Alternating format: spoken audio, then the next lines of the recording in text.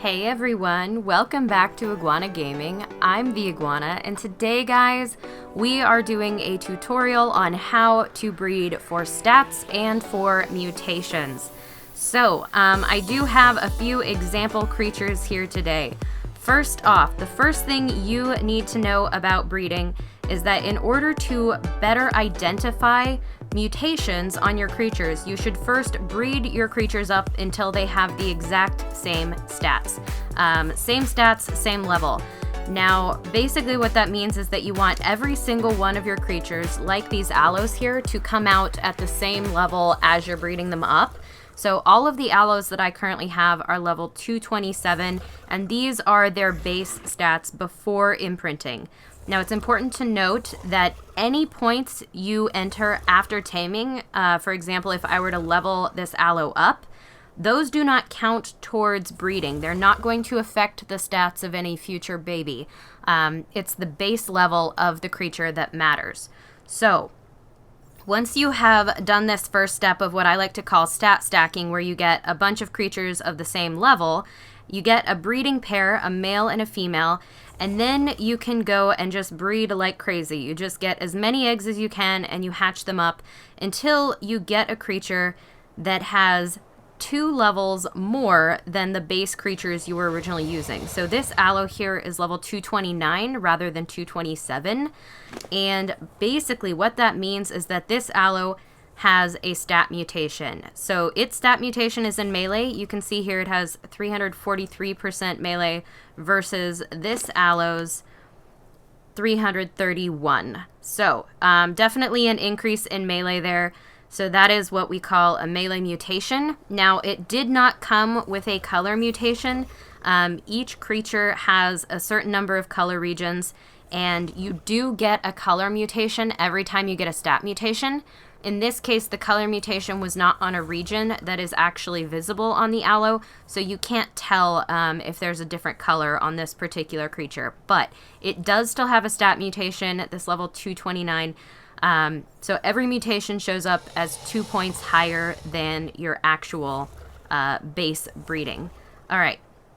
So another thing to note about breeding is that the base mutation rate is about 7.31%. That means that out of about 100 eggs, 7 of those eggs should come out with mutations. Now, if you have a pheromone, like you can have on mobile here, you can go in to your in-game store and you can purchase these pheromones. Now, these pheromones, what they do is they increase the breeding the chance of mutations. So basically, you can get 3 times chance of mutations, which is about 21.9% chance of mutation. So about 22 out of 100 eggs would then have mutations if you were consistently using pheromones. That does get pretty pricey, and the base mutation rate is still high enough that it's totally possible to do all of this without the pheromones. Pheromones do have other uses, of course, but I'm not going to go into those in this video.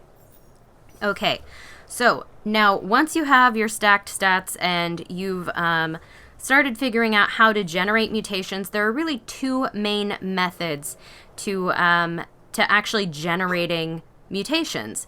So I like to call these methods 1, the mutation stack, and 2, the mutation multiplier. So basically how this works is that each creature that gets a mutation can have up to 20 mutations on either the mother's side or the father's side. So a total of 40 mutations. Now, what that means for these 2 different methods is essentially if you were to have a creature with a mutation like this, and you were to breed it with a creature that had another mutation, for example, this guy here, if the color was on a different region, but maybe the stats are different. If you were to breed those 2 creatures together, then the resulting offspring would have 2 mutations instead of 1. Now, the reason that this is not the method you should use, which is basically just combining whatever mutations you get after a mass hatching, is because you will get to the colors you want faster, but you will not get as many mutations as you can have.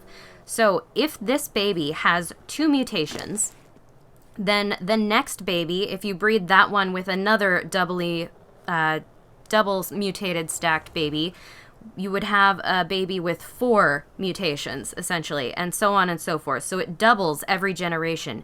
First you have 2 mutations, then 4, then 8, then 16, and then 32, and you've hit your mutation limit of 20 mutations on each side of your parents. So that's a grand total of only maybe 6 mutations that you can add into a creature's base stats if you are using this mutation multiplier method. Now, the method that is better for breeding for stats, and I think is probably a little bit better in general, because it lets you have a little bit more control over the process, is what I call the mutation stack. So that means that basically once you generate a creature with a mutation, you'll take that creature over to one of the parents that it was breeding with. In this case, I'll just, it's over here. Here we go.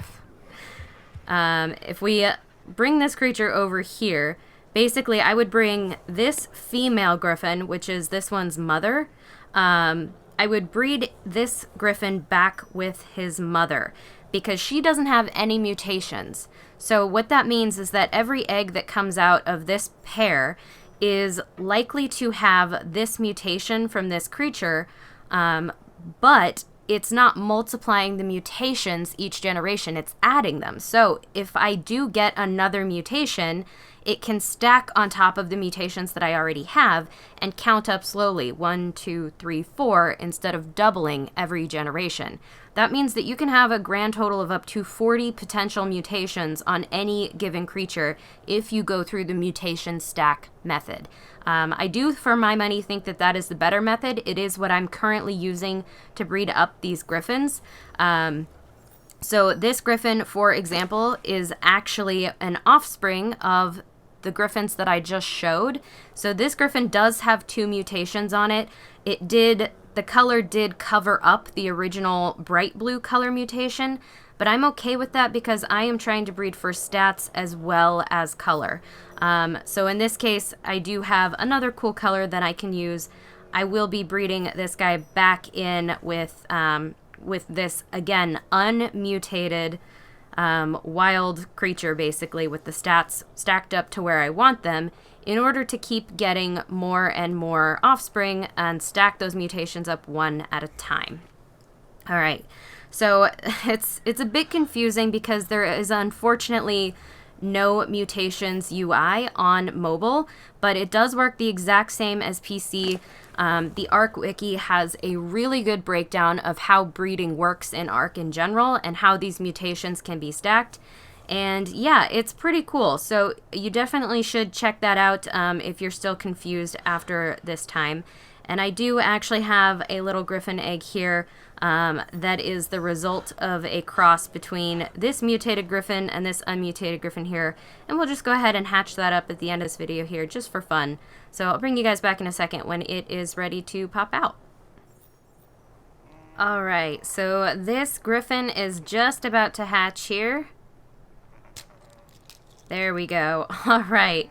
So unfortunately this griffin did not carry on that blue color, which is a little bit disappointing, but it did still get the melee mutation that came with the blue color. So that is definitely something to keep an eye on when you are doing these sorts of hatchings and things, is that sometimes the mutation you want, the color won't pass on, because the color is randomly inherited from either parent, but it may still carry the actual stat mutation even if that color doesn't show up. So that is something to be aware of, and if you really want to breed for color, I would say probably use the mutation multiplier method. It is more efficient in terms of getting the colors you want faster and making sure that you have them in the right combinations that you want.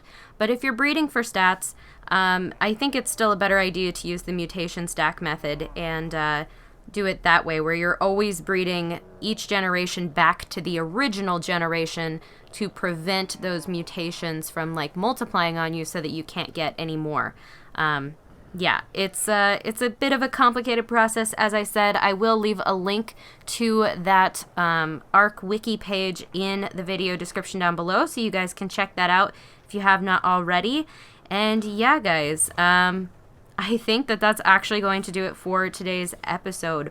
Hopefully it was clear. Please let me know in the comments down below if anything is still confusing to you, or if there's something that I can help you be more clear on. Because mutation in ARK is kind of a difficult process, and there's definitely a lot that goes into it, and there's actually quite a bit of math. I even like to create spreadsheets or actually write down like a lineage for the creatures that I'm mutating, because it makes it a little bit easier to track, especially since we don't have a Mutations UI on mobile. So that being said, guys, I think I'm going to go ahead and end off the episode there. So please do remember to hit that like button if you found yourself enjoying this at any point, and subscribe if you have not already. Links to social media are in the video description down below, and I will catch you all in the next one. Signing off, this is the Iguana.